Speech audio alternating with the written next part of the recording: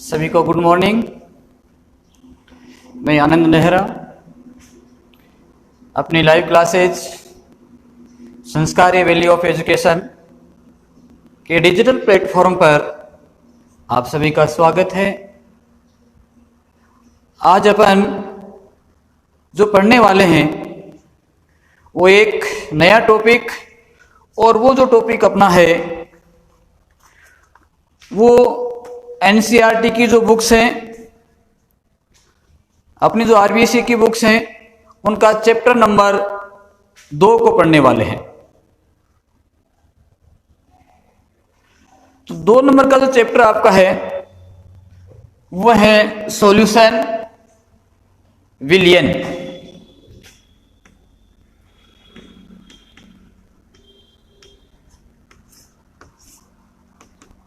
Solution क्या होता है,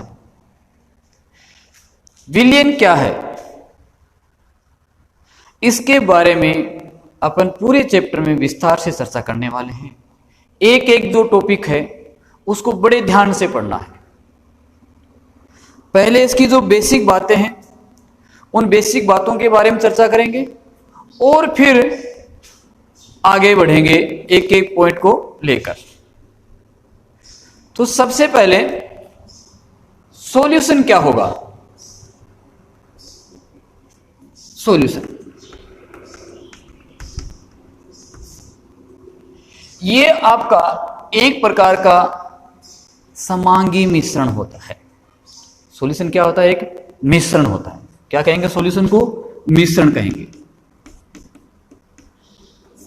अब मिश्रण जो होगा वो किस प्रकार का होगा? समांगी मिश्रण। समांगी मिश्रण।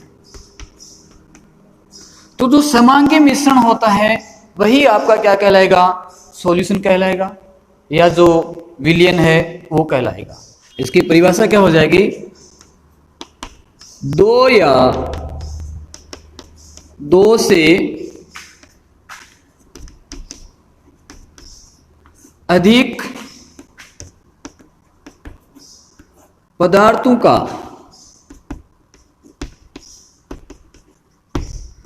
समांगी मिश्रण। समांगी मिश्रण विलियन कहलाता है। विलियन कहलाता है। समांगी का मतलब है, इसका एग्जांपल ले लें तो आपने जो शक्कर है, शक्कर को जल के अंदर घोला है, ठीक है। ग्लूकोज, नमक, इनको आप किसी विलयन के साथ मिलाते हैं। यानी क्या कहूं मैं, जैसे नमक व जल का विलयन, या उसका मिश्रण कह दो। पहले मिश्रण कह लेते हैं। मिश्रण, आपके पास ये जल था, मान लिया कि इसमें आपका 200 ml जल है। इसके अंदर 20 ग्राम शक्कर इसमें डाल देते हो। डाल करके अच्छी प्रकार से इसको आपने घोल लिया। तो अब क्या होगा समांगी मिश्रण में कि जो शक्कर आपने ली उसका प्रत्येक जो पार्टिकल्स है, प्रत्येक जो कण है, वह इसके प्रत्येक भाग में उपस्थित है। मतलब कि आप इसके किसी भी भाग से कोई 1 चम्मच 2 चम्मच बाहर निकालोगे तो प्रत्येक में क्या होगा? जो पार्टिकल्स हैं, इसके जो पार्टिकल्स हैं उनकी संख्या समान होगी। मतलब देसी भाषा में कहें तो इनका पूरे का स्वाद ही क्या होगा? एक समान होगा। पूरे का स्वाद एक समान होगा। ये नहीं है कि यहां से आपने कोई चम्मच भरी उसका स्वाद अलग है, यहां से भरी उसका अलग है, ये नहीं है। यानी पूरा एक दूसरे के अंदर घुल गया। जैसे नींबू शिकंजी बनाते हैं, ठीक है, तो नींबू आपने उसमें निचोड़ रखा है, तो नींबू पूरे जो जल था उस जल में क्या हो गया, विलय हो गया, घुल गया। तो वो जो प्रकार है वह कौन सा कहलाता है, समांगी मिश्रण का कहलाता है। यानी विलयन के इस आधार पर, घुलनशीलता के आधार पर इस विलयन के दो भाग हो जाते हैं। कौन सा, एक जैसे आपके अभी पढ़ा समांगी का, और दूसरा है विषमांगी, विषमांगी मिश्रण। तो उसका उल्टा क्या हो जाएगा, विषमांगी हो जाएगा। उल्टे में क्या लें, जैसे मान लिया कि आपके पास वही 200 ml जल था, ठीक है, वही आपके पास क्या है 200 ml आपने वाटर लिया, और इसके अंदर आप इसमें क्या डाल रहे हैं, जैसे मान लेते हैं मिट्टी डाल देते हैं, कुछ मात्रा इसकी मिट्टी की डाल देंगे। अब मिट्टी की जो मात्रा है क्या इसमें पूरे में एक समान रूप से घुली रहेगी, नहीं रहेगी। तो जब उनकी अवस्थाएं अलग अलग हैं, अवस्थाएं उनकी अलग अलग हैं, या पूरे रूप से उसमें घुल मिल नहीं सकता है, तो उस समय जो मिश्रण बनेगा वह मिश्रण कौन सा होगा, आपका विषमांगी मिश्रण का होगा। कौन सा मिश्रण होगा, विषमांगी मिश्रण का होगा। चलो परिभाषा नोट करो, समांगी और विषमांगी। समांगी का मतलब तो क्या हो गया, समान रूप से घुला हुआ, और विषमांगी का मतलब है जो पूरे रूप से उसमें घुल नहीं सकता, पूरे में वो मिल नहीं सकता, वह कौन सा कहलाता है, विषमांगी विलयन कहलाता है। ठीक है, पहले इसकी बेसिक अपन तैयार करेंगे, फिर आगे बढ़ेंगे। चलो अगला जो है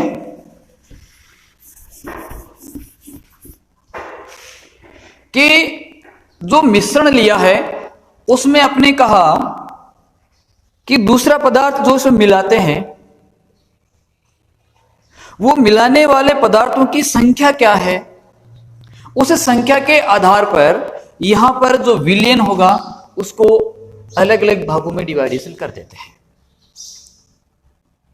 यानी विलय के जो विलयन आपने लिया उसके घटक कौन कौन से हैं, या उसमें कितने घटक भाग ले रहे हैं, तो क्या कहें, विलयन के घटक। तो एक जो विलयन होगा उस विलयन के मुख्य रूप से जो घटक अपन लेंगे, एक तो उसका क्या होगा, विलय होगा, एक इसमें क्या होता है, विलायक होता है। एक विलय होगा, एक विलायक होगा। ये दोनों जब मिलते हैं तो इनके मिलने से क्या बन जाता है, विलयन बन जाता है। विलय विलायक दोनों मिलेंगे, मिलने से क्या बन गया, विलयन बन गया। तो एक जो विलयन होगा उसके मुख्य दो भाग हो जाएंगे। कौन कौन से भाग हो जाएंगे, एक विलय का भाग हो जाएगा और एक किसका हो जाएगा, विलायक का भाग हो जाएगा। इसको क्या कहते हैं, सोल्यूट और सॉल्वेंट। सोल्यूट और सॉल्वेंट मिलेंगे तो किसका निर्माण करते हैं, सॉल्यूशन का निर्माण करते हैं। अब विलयन के जो घटक हैं उसके आधार पर विलयन को क्या कहा जा सकता है, देखो द्विअंगी विलयन। क्या कहेंगे, द्विअंगी विलयन। द्विअंगी का मतलब, द्वि का मतलब यहां से क्या होता है, दो से होता है, अंग का मतलब उसका भाग हो गया, कि विलयन के यदि दो भाग उपस्थित हैं, विलयन में दो भाग हैं, इसका दो घटक इसके हैं, तब वह कौन सा विलयन कहलाता है, द्विअंगी विलयन कहलाता है। दूसरा जैसे त्रिअंगी विलयन। त्रि का मतलब क्या होगा कि घटकों की जो संख्या होगी वो इसमें कितनी होगी, 3 होगी, यहां पर 3 और यहां पर कितनी संख्या होगी घटकों की, 2 संख्या होगी। तो त्रिअंगी वाला 3 घटक वाला, द्विअंगी वाला 2 घटक का विलयन होता है। समझ में आ रही है बात। देखो इसके ज्यादा भी हो सकते हैं, तो कौन सा हो जाएगा, बहुअंगी हो जाएगा। 3 से ज्यादा अपन ले रहे हैं तो उसको क्या कह देते हैं, बहुअंगी विलयन कह देते हैं। तो याद रखना कि विलयन जो होगा उस विलयन के मुख्य रूप से जो घटक हैं उनके आधार पर द्विअंगी, त्रिअंगी या बहुअंगी विलयन उनको कहा जाता है। अपना जो सिलेबस है उसमें केवल द्विअंगी, जिसको बाइनरी सॉल्यूशन कहते हैं, द्विअंगी विलयन है उसको लिया जाएगा, और इसी के बारे में चर्चा करनी है। ये बाकी आगे जो आने वाले हैं वो अपने सिलेबस में नहीं है। तो किसके बारे में चर्चा करेंगे, यहां पर केवल जो द्विअंगी विलयन है उसके बारे में चर्चा की जाएगी। ठीक है, चलिए अब यहां पर देखो, ये दो घटक मैंने इसके बताए आपको, एक विलेय का और दूसरा किसका बताया, विलायक का। तो यहां पर जो अपन पढ़ेंगे तो उस पढ़ने में अपने कुछ जो सिंबल हैं उनको काम में लेना है, जो प्रतीक हैं वो यहां पर काम में लिए जाएंगे, सिंबल काम में लेंगे। तो उस स्थिति में मैं यहां पर जो आपका, यानी दोबारा देखिए, विलयन, विलयन के दो भाग, एक आपका है विलायक और एक है विलेय। विलायक और विलेय, विलायक जो है उसको मैं डिनोट करूंगा ए के द्वारा, और विलेय जो है उसको डिनोट करूंगा बी के द्वारा। विलाय को किसके द्वारा, ए के द्वारा, और जो दूसरा आपका विलेय है उसको किसके द्वारा डिनोट करूंगा, बी के द्वारा इसको डिनोट किया जाएगा। ठीक है, तो अब इसमें विलेय कौन सा होगा और विलाय कौन सा होगा वो आपको ध्यान में रखना है कि जो आपने विलयन ले लिया उस विलयन में विलाय कौन सा है और विलेय कौन सा है। ठीक है, तो इस चीज को समझने के लिए देखिए कि पहले जो सामान्य परिभाषा अपनी होती थी, अपनी सामान्य परिभाषा अपन क्या कहते हैं कि विलायक, विलयन में जिसकी अधिक मात्रा होती है वो क्या होता है, विलायक होता है। लेकिन ये जो परिभाषा है वह हर बिंदु पर हर जगह सही नहीं बैठती है, ये हर जगह सही नहीं बैठेगी। तो पहले मैं एक एक करके इनको लिख देता हूं और फिर इनको समझाता हूं। तो पहला मैं क्या कह रहा हूं कि विलयन में जिसकी मात्रा अधिक होती है, अधिक होती है, क्या कहलाता है वो, विलायक होता है, विलायक होता है। एक तो ये याद रखना। ठीक है, दूसरा विलयन में जो अपने अंदर घोल लेता है, अपने अंदर घोल लेता है, घोल लेता है, वो क्या कहलाएगा, विलायक कहलाएगा। क्या कहा मैंने कि जिसकी मात्रा अधिक होगी क्या कहलाएगा, विलायक कहलाएगा। दूसरा मैंने क्या कहा, जो विलयन में जो अपने अंदर घोल लेता है, यूं समझो कि जैसे देखो दोनों ही उदाहरण को यहां पर मैं बताता हूं।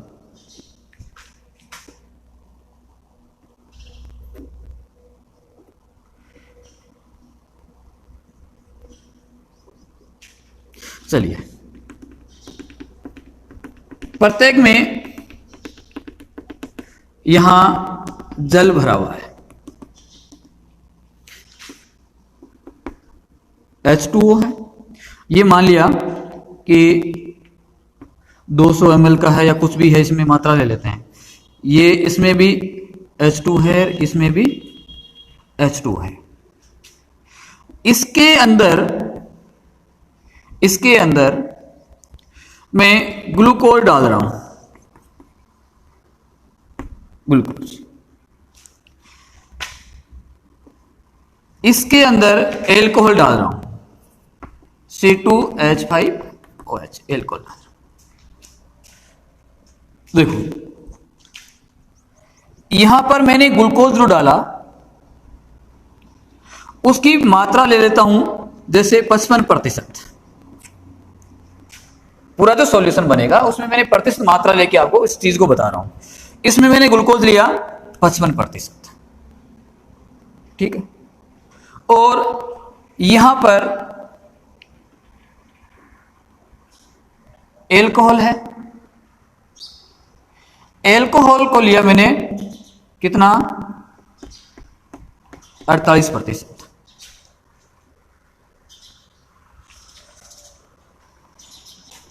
यहां पर देखो प्रतिशत मात्रा 55% क्या ग्लूकोज है, और इस परिभाषा के अनुसार विलाय कौन सा होना चाहिए, विलाय कौन सा होना चाहिए, जिसकी मात्रा अधिक है वो होना चाहिए।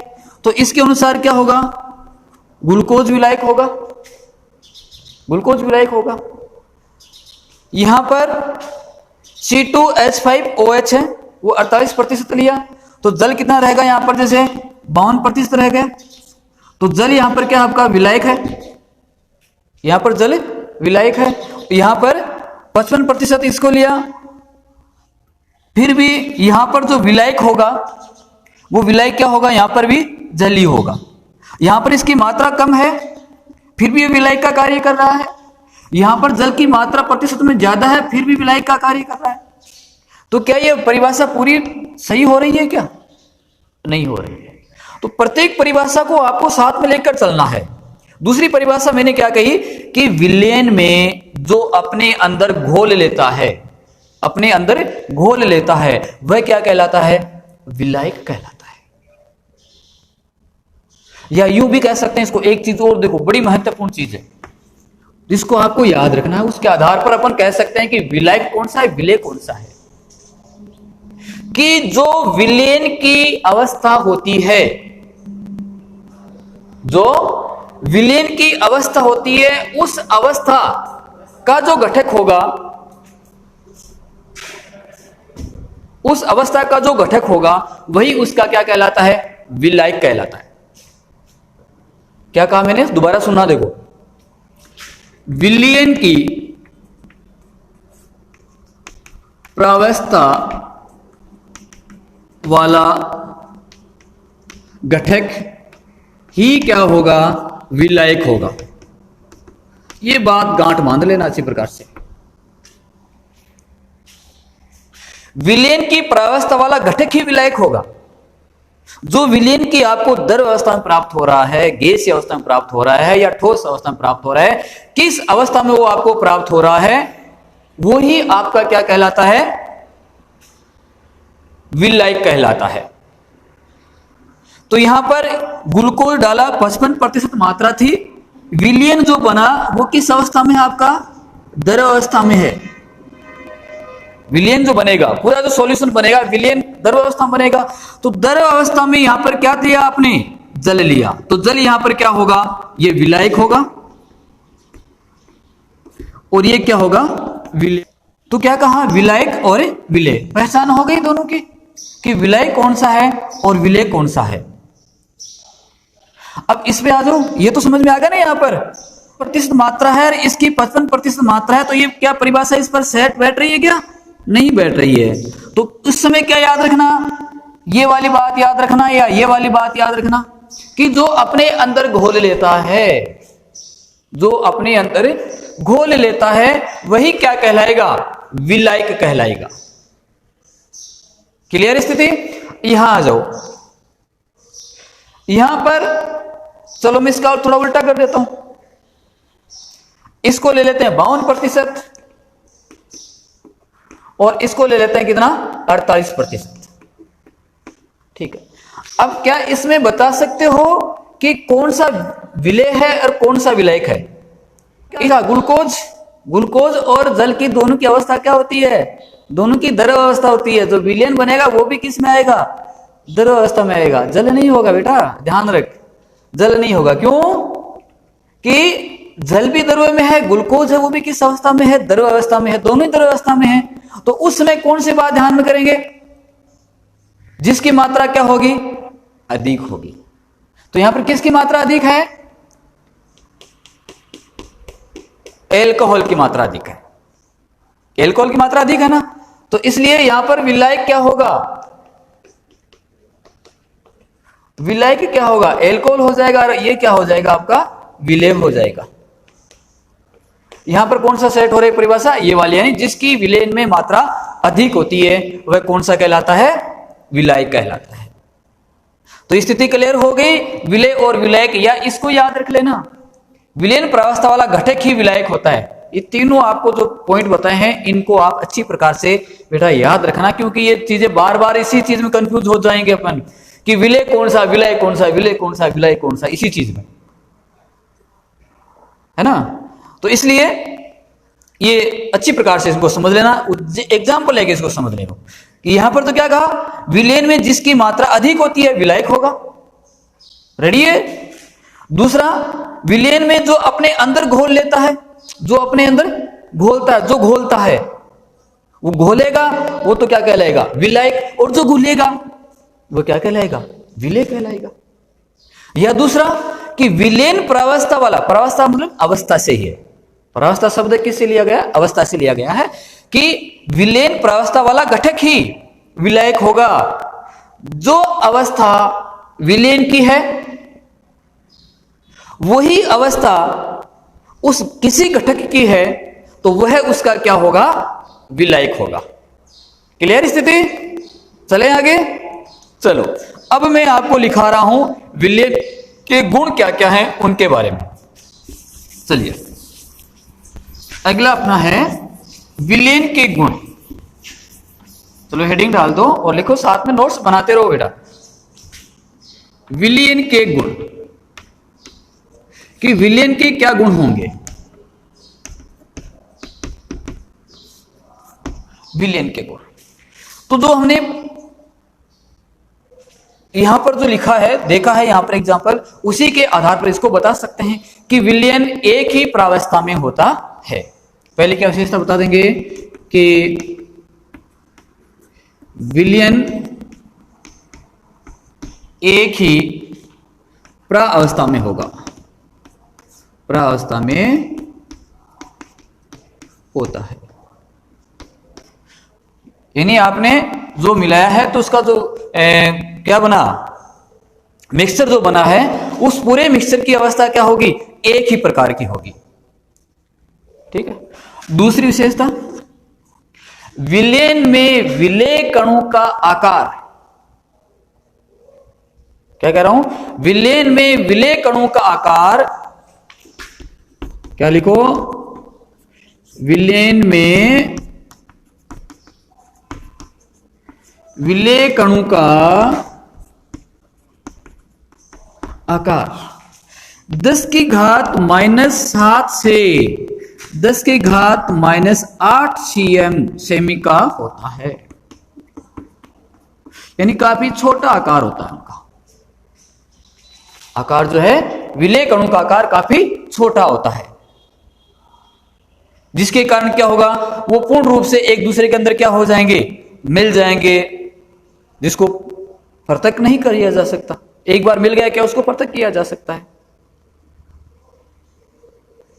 तो तीसरी विशेषता क्या है, ये तीसरी विशेषता कहते हैं कि एक तो ये याद रख लेना कि विलय कणों का आकार कितना होता है, 10 की घात -7 से 10 की घात -8 तक होता है। बहुत कम इनका आकार होता है, जिसके कारण जो विलायक आपने लिया उस विलायक में पूर्ण रूप से वो क्या हो जाएगा, घुल जाएगा, उसमें मिल जाएगा। तो क्या कहेंगे कि विलयन में विलय और विलायक को पृथक नहीं किया जा सकता भौतिक प्रक्रम के द्वारा, ये याद रखना। यानी रासायनिक प्रक्रम से उसको अलग कर सकते हैं, लेकिन भौतिक प्रक्रम सामान्यतः ये कहा जाता है कि भौतिक प्रक्रम के द्वारा इसको अलग नहीं किया जा सकता। तो अगला क्या लिखेंगे कि विलयन के घटकों को, दोनों का मैं नाम ले लेता हूं साथ में, घटकों में कौन सा आ गया, विलय भी आ गया और विलायक भी आ गया। विलयन के घटकों को भौतिक प्रक्रम द्वारा पृथक नहीं किया जा सकता, ठीक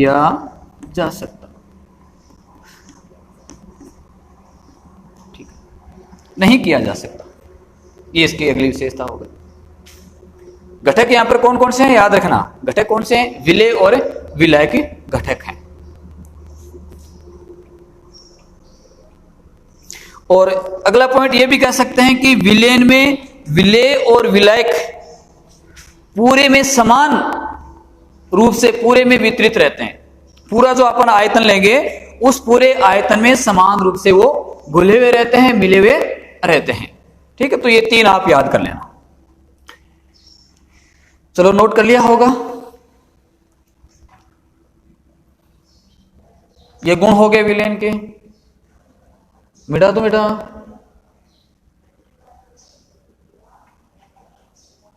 चलिए अगला अपना है टाइप ऑफ सॉल्यूशन, कि जो विलयन है उसके प्रकार कौन कौन से हैं। टाइप ऑफ ए सॉल्यूशन, ठीक है। तो अगला है, पॉइंट हेडिंग डाल दो, टाइप ऑफ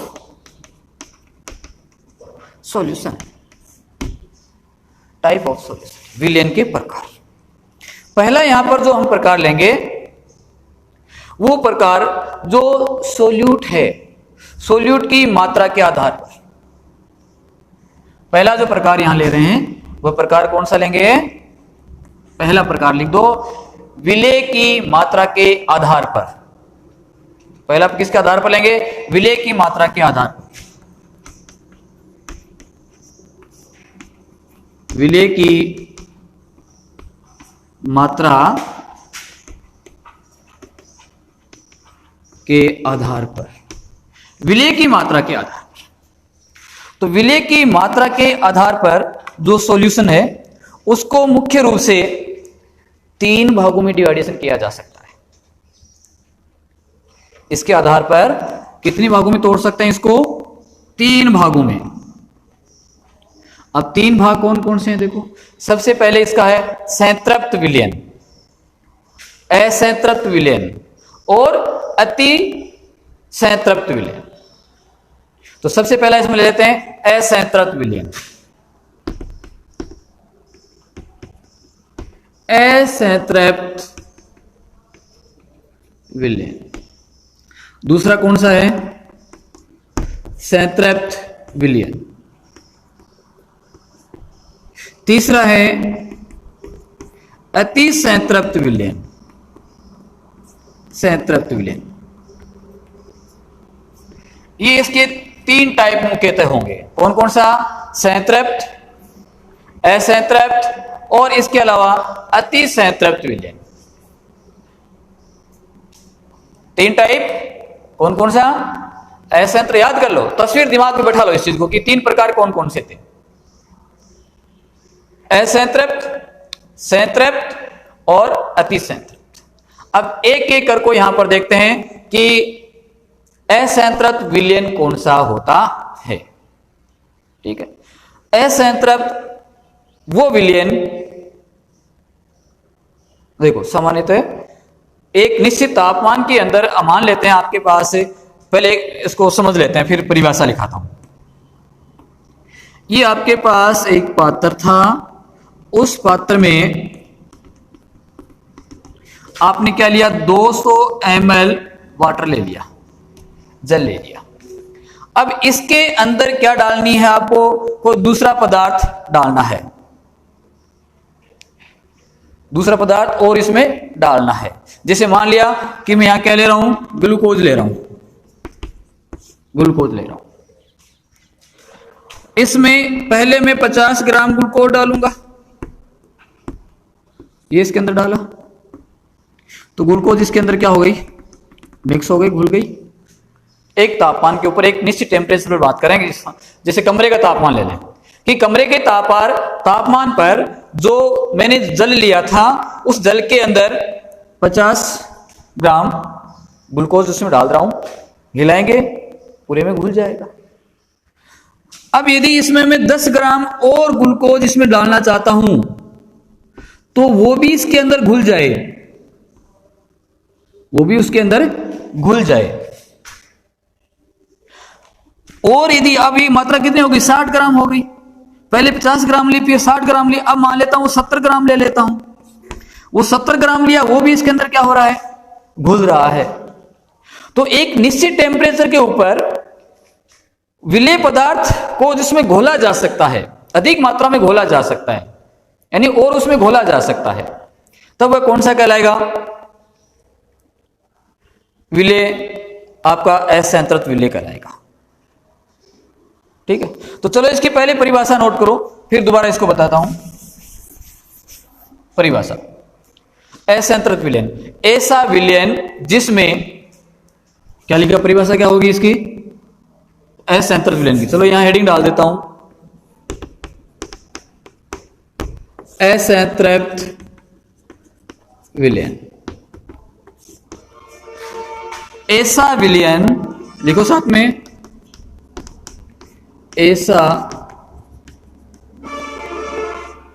ऐसा विलयन जिसमें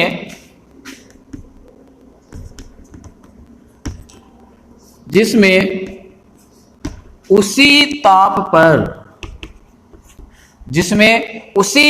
पर विलेय पदार्थ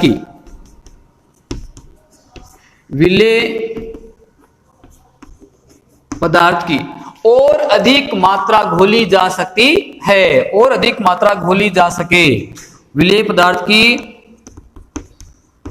और अधिक मात्रा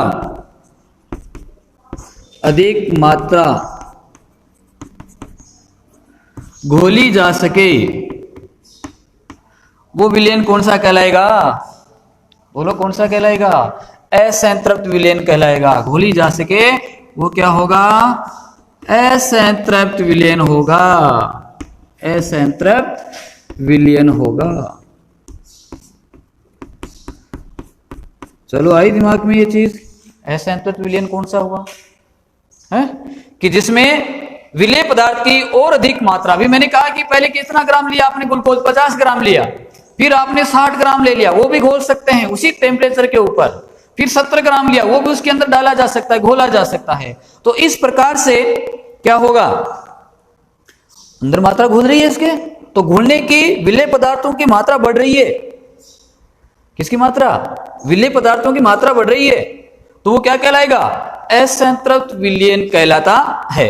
अर्थात इसको अपन कह सकते हैं, ये महत्वपूर्ण चीज है, अर्थात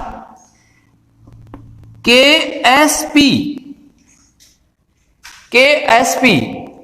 अधिक है उसके आयनों के गुणनफल मान के बराबर, यानी घटकों के जो आयन हैं उन आयनिक घटकों के गुणनफल मान से KSP का मान अधिक है। अब यहां पर शब्द है KSP, तो KSP क्या है वो आपको नोट करा देता हूं। KSP है विलेयता गुणनफल, क्या है, विलेयता गुणनफल, याद रख लेना, KSP विलेयता गुणनफल। तो यदि घटकों के गुणनफल से, ये आयन है, घटकों के आयन है, तो घटकों के आयनों के गुणनफल से यदि विलेयता गुणनफल का मान अधिक है तो वो विलयन कौन सा होगा, असंतृप्त विलयन होगा। नई परिभाषा बन गई यहां से, इसी से, यदि विलयन के घटकों के आयनों के गुणनफल से विलेयता गुणनफल KSP का मान अधिक हो तो वो क्या कहलाता है, असंतृप्त विलयन कहलाता है। क्लियर, इतना क्लियर हो गया, तो चलो इसको नोट कर लो, इतने को, असंतृप्त विलयन इतने को नोट करो, फिर आगे बढ़ते हैं। अब आपका है दूसरे टाइप का, दूसरा टाइप कौन सा बताया, संतृप्त विलयन। संतृप्त की परिभाषा क्या है, किसी विलेय पदार्थ की वह अधिकतम मात्रा, किसी विलेय पदार्थ की वह अधिकतम मात्रा जो एक निश्चित तापमान पर मात्रा, देखो, जो एक निश्चित तापमान पर 100 ग्राम 100 ग्राम विलायक में घुल सके, 100 ग्राम विलायक में घुल सके, तो इससे जो विलयन बनेगा, घुल सके, तो बना विलयन किस प्रकार का होगा बेटा? संतृप्त प्रकार का होगा। कैसा होगा? संतृप्त प्रकार का होगा, संतृप्त विलयन होगा। अब समझो, देखो इसमें, यानी इसमें क्या होगा? इसमें जो होगा वो KSP का जो मान है वह बराबर होगा, इक्वल होगा किसके? उनके आयनी गुणनफल मान के बराबर। ये कंडीशन, ये शर्त रहेगी उसमें, ये वाली याद करना इसको, कि KSP का मान किसके बराबर रहेगा? उनके आयनी गुणनफल मान के बराबर रहेगा। देखो, इसको एक देसी उदाहरण से आपको मैं बता देता हूं, सिंपल सा उदाहरण है। ये जल लिया आपने, ठीक है, जल की निश्चित मात्रा ले ली, एक निश्चित मात्रा, जैसे मान लिया 100 ग्राम ले लिया, ठीक है। उस 100 ग्राम में आप इसमें 50 ग्राम शक्कर घोल रहे हो,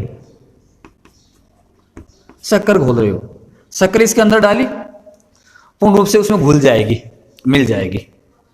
अब मिलने के बाद में इसमें यदि आप और शक्कर डालना चाहो, और शक्कर डालना चाहो और उसको इसमें घोलना चाहो, तो वो नहीं घुलती है, तो वो नहीं घुलती है। तब विलयन कौन सा होगा? संतृप्त, यानी तृप्त हो गया। जितनी मात्रा उसको चाहिए थी उतनी मात्रा उसमें आपने क्या कर दी? डाल दी। डालने के बाद में उसमें अब और मात्रा उसकी लेने की, ग्रहण करने की कैपेसिटी उसकी नहीं है। तो कैपेसिटी नहीं है, इसका मतलब वो क्या है? संतृप्त है। इस शब्द से समझ जाओ, संतृप्त, संतृप्त यानी उसमें कैपेसिटी उसकी नहीं है और मात्रा उसके अंदर डालने की, तब वो कौन सा विलयन कहलाता है? संतृप्त विलयन कहलाता है। क्लियर हुआ बेटा? क्लियर हो गई स्थिति कि जिसमें और अधिक मात्रा में क्या नहीं डाला जा सकता? विलेय पदार्थ नहीं डाला जा सकता। एक निश्चित मात्रा तक, अधिकतम मात्रा में उसने आपने डाल दिया शक्कर, उसमें घर जाके आप देख लेना, घर पे कर लेना प्रयोग कि आप 1 गिलास पानी का ले लेना और उसमें आप शक्कर डालते रहना, डालते रहना, डालते रहना। एक कंडीशन ऐसी आ जाएगी कि जिस कंडीशन में उसमें आप शक्कर नहीं डाल सकते। पहले जब डाल रहे थे, घुल रही थी, तब तो था असंतृप्त, असंतृप्त था। और जब घुलना बंद हो जाए उस समय कौन सी आ जाएगी? संतृप्त विलयन की स्थिति आ जाएगी। तो ये दूसरे प्रकार का विलयन का टाइप आपका कौन सा? संतृप्त। तीसरा टाइप,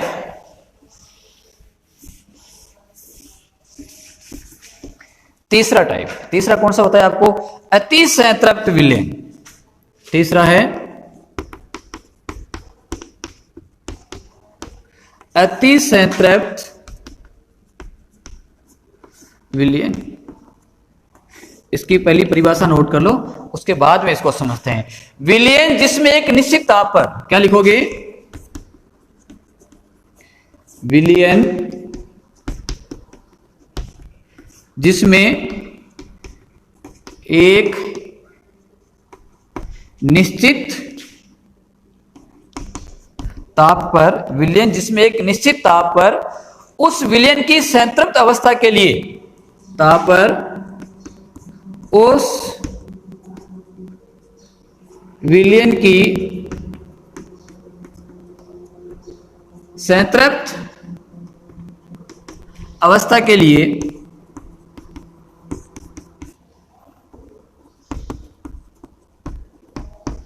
आवश्यकता से अधिक मात्रा में, आवश्यकता से अधिक मात्रा में विलेय पदार्थ उपस्थित होता है। विलेय पदार्थ उपस्थित होता है। विलेय पदार्थ उपस्थित होता है, कौन सा विलयन कहलाएगा? अति संतृप्त विलयन कहलाएगा। इसके लिए क्या आ जाएगा, क्या कह सकते हैं? अर्थात अब इसमें किसका मान अधिक है? देखो, विलयन जिसमें एक निश्चित ताप पर उस विलयन की संतृप्त अवस्था के लिए, यानी विलयन गुणनफल मान के लिए आवश्यकता से अधिक विलेय पदार्थ उपस्थित होते हैं। अर्थात इसमें क्या आ जाएगा? ए बी घटक विलयनों की सांद्रता, उसका मान अधिक होगा किससे? के एस पी से। ये हो जाएगा इसमें के एस पी का मान इसमें क्या होगा? कम होगा विलयन घटक आयनों के गुणनफल मान के अवस्था से। क्लियर हुई स्थिति कि विलयन जिसमें एक निश्चित ताप पर उस विलयन की संतृप्त अवस्था के लिए आवश्यकता से अधिक मात्रा में विलेय पदार्थ उपस्थित होते हैं, तब वह विलयन कौन सा कहलाता है? आपका अति संतृप्त विलयन कहलाता है। चलिए,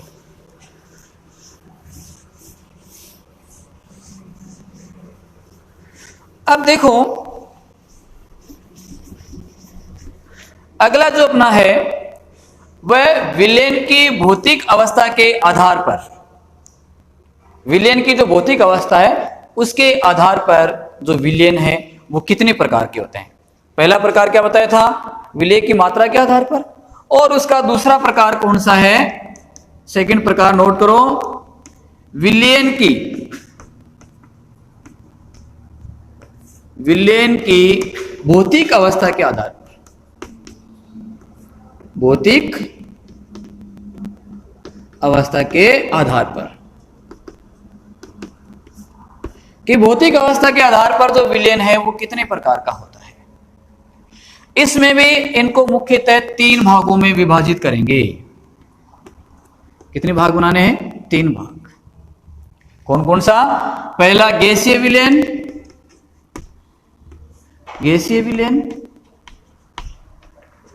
दूसरा आपका होगा द्रवीय विलयन या द्रव्य विलयन, और तीसरा है ठोस विलयन। कुल कितने प्रकार के? 3 प्रकार के। और प्रत्येक जो प्रकार है वो फिर 3-3 प्रकार का और होता है। तो कुल मिलाकर के, यानी इसके 3 प्रकार होंगे, इसके 3 प्रकार होंगे, और इसके भी कितने प्रकार होंगे? 3 प्रकार होंगे। उस आधार पर इनको बांटा जाता है 9 प्रकारों में। यानी पहले विलयन को बांट दिया आपने 3 प्रकार से, गैसीय, द्रव्य और ठोस विलयन। प्रत्येक जो होता है वो कितने प्रकार का होता है? 3-3 प्रकार का होता है। तो कुल मिलाकर कितने प्रकार का हो जाएगा? ये 9 प्रकार का हो जाएगा। ठीक है, तो इस 9 प्रकार को अपन, एक टेबल है, उस टेबल के आधार पर इसको पढ़ने वाले हैं। तो उससे पहले मैं आपको एक चीज और नोट करवा देता हूं, उसको नोट करो कि ये जो अपना चैप्टर है उसको पढ़ेंगे तो पढ़ने के लिए अपन को कुछ सिंबल चाहिए, कुछ प्रतीक चाहिए, कुछ प्रतीक काम में लेने हैं। तो उन प्रतीकों को आप नोट कर लो, फिर आगे बढ़ते हैं उधर। तो सिंबल कौन कौन से याद रखने हैं वो देखो।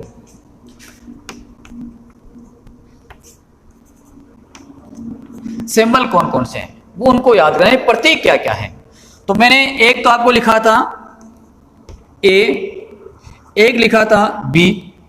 तो ए किसके लिए आता है? विलय के लिए आता है, यानी पूरे चैप्टर में ये काम में आने वाले हैं। बी जो लेंगे वो किसके लिए लेंगे? विलय के लिए लेंगे। उसी प्रकार से डब्ल्यू आपको लेना है, तो डब्ल्यू किसके लिए आएगा? मास के लिए आएगा, मतलब द्रव्यमान के लिए, उसके भार के लिए क्या काम में लिया जाएगा? डब्ल्यू काम में लिया जाएगा। एक जो आएगा वो एम, प्रतीक क्या है? एम उसका जो मोलिकुलर मास है, आणविक द्रव्यमान है, उसके लिए या अणुभार के लिए। एम किसके लिए आएगा? आणविक द्रव्यमान या अणुभार के लिए। ये किसके है? आणविक अणुभार के लिए। एक इसमें आएगा एन का मान, एन सिंबल आएगा। एन मतलब किसके लिए है? मोल के लिए है। ये बेटा याद करना, एम किसके लिए? मोल के लिए। इसी प्रकार से एक है एक्स, x आएगा मोल प्रभाज, किसके लिए काम मिलेंगे इसको, मोल प्रभाज के लिए काम मिलेंगे। एक आपका आएगा v का मतलब यहां किससे होगा, उसकी आयतन से होगा।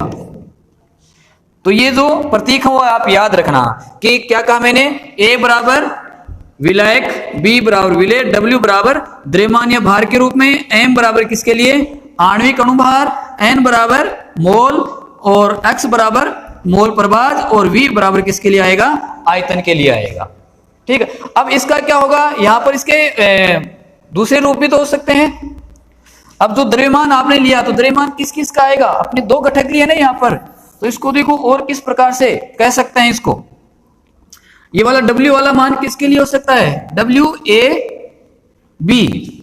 WAB भार इसका, यहां पर भार किसका हो सकता है, WA का मतलब क्या हो जाएगा, विलय का भार, WB का मतलब किसका हो जाएगा, विलय। तो इसको इसे भी याद रखना, या यूं लिख दो इसको कि WA बराबर क्या, WA विलायक का द्रव्यमान, क्या आएगा,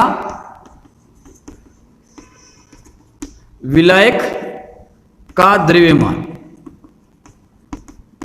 मैं कहूं कि WB तो किसके लिए कहेंगे, विलेय का द्रव्यमान। MA समझ गए होंगे अब, MA, MB, NA, NB, इधर लिख रहा हूं XA,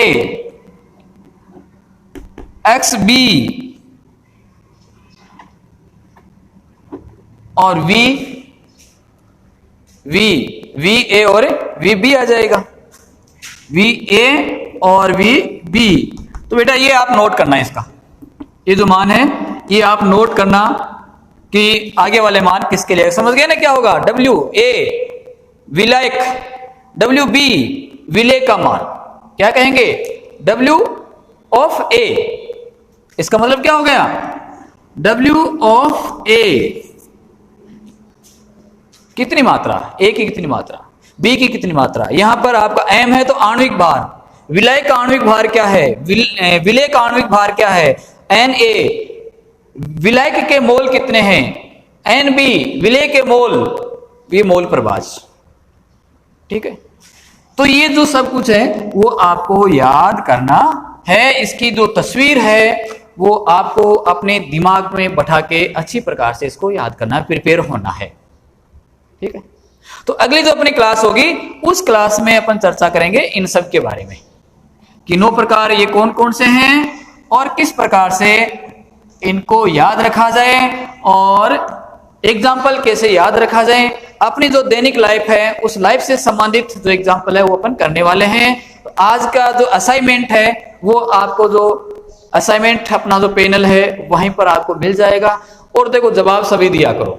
पिछला जो असाइनमेंट था उसमें केवल 3 बच्चों के कमेंट्स आए थे, 3 बच्चों के जवाब आए थे, तो सभी उसमें असाइनमेंट है उसको जरूर करो, जवाब दो रेगुलर पूरा। धन्यवाद।